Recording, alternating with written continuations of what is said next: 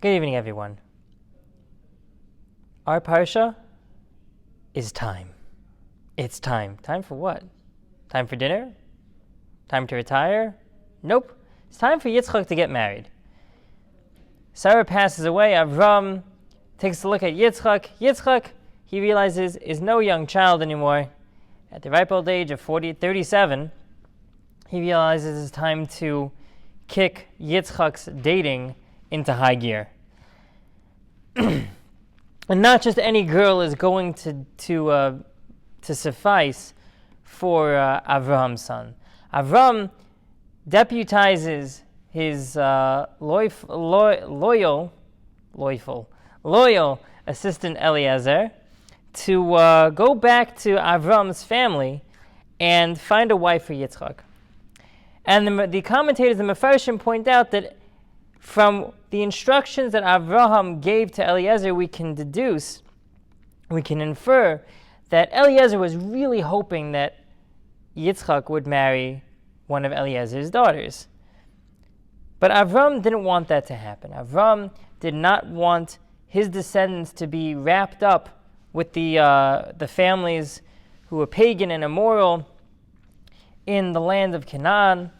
And even though Eliezer was one of the good apples, Avram felt that if Yitzchak were to marry into Eliezer's family, the family reunions would become complicated. Yitzchak and Yitzchak's kids would be involved with people who might not have been on the caliber spiritually of Yitzchak and company. Eliezer loyally and faithfully goes, and he finds a girl named Rivka, who is tremendously kind and generous. Without knowing who Eliezer is and what his mission is to her area, she waters him and makes sure that all of his camels have water to drink. And when Eliezer sees that God has found a wife for Yitzchak, he says the following. The Torah says what Eliezer's statement was. Once he realizes that Rivka is the type of girl who would be a perfect wife for Yitzchak. Vayomer, and Eliezer says, Baruch Hashem Elokei Adoni Avraham, blessed is Hashem, the God of my master Avraham, Asher lo azav chasdo va'amito me'im Adoni, because God has not forsaken his kindness and his truth from my master Avraham.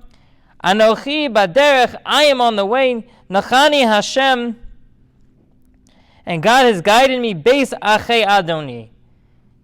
Hashem, my master's God, and by extension my own, has guided me to his family's house. He realizes that not only is Rivka the type of girl who is a great catch for Yitzchak, but he realizes, after further investigation, that Rivka is distantly related to Avraham. Wow.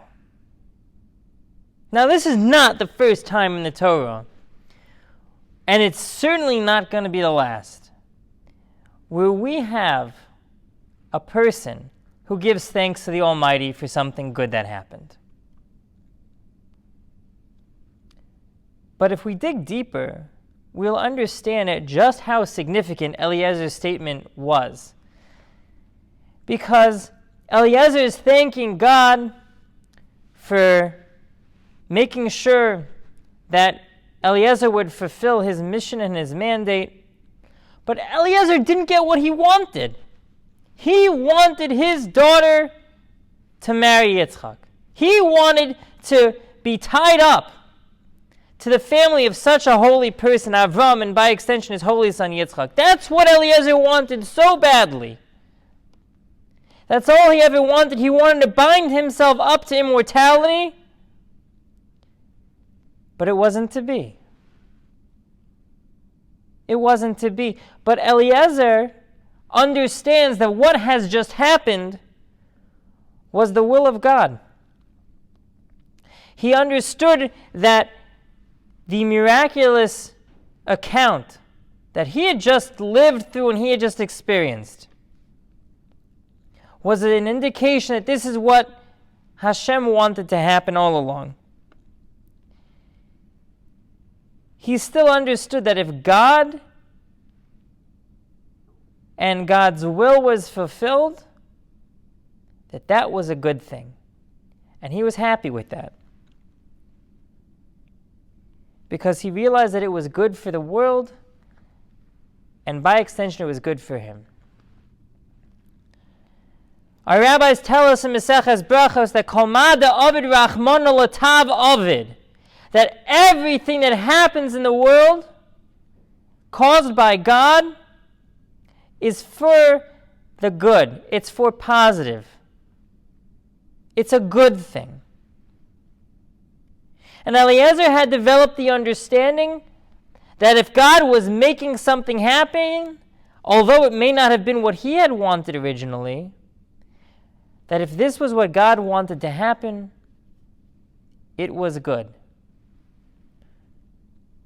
Especially with the amount of miracles that took place throughout Eliezer's process to find a wife for Yitzchak. The takeaway message for us is let's spend more time figuring out what does God want from us as individuals and as a community. What's God's message? What's God's mandate? Are we thinking about that? Are we going through the day-to-day with any concept that God might have something to say about what we are or aren't going to do? Because if you think about it, there were so many ways Eliezer could have ruined the mission that he had been given. He could have just gone AWOL. He could have just disappeared. And Yitzchak would never know to whom, if anyone, he had been married to via the agent Eliezer. And there's significant halachic ramifications of what happens if someone is designated to affect a marital transaction and we don't know where he is. It's a big deal. Eliezer doesn't do that. Eliezer doesn't lie and say he went there and make up some story about how there's no people left in that town. They all picked up and moved. No one would have known the difference. It would have taken years. Not only that, but Eliezer traveled a very long distance back to where Avram was from to make sure that he found someone from Avraham's family. But Eliezer understood that if Avram wanted something, because Avram was always asking himself the question, what does God want from me? That if he was fulfilling what Avram was telling him to do, then he was fulfilling what God wanted to be done. If you think about it, we don't have the names of many characters in the Torah. We don't have many people listed for all of eternity, and Eliezer is one of them. We don't know the impact of what we might do. We don't know the impact of the averos, the sins that we do not do. What of a positive effect that could have on humanity and on the world. I'm not entirely sure Eliezer realized that the journey he was taking would bring him to immortality. Because every single year we come back to Eliezer's account of going to find a wife for Yitzchak. Let us try. We might not always succeed, but let us try to look around for opportunities, for messages from Hashem, to understand what am I supposed to do now? Because if we do, we'll be tying ourselves ever tighter and ever closer to Hashem in the way that Eliezer did. Have a great week.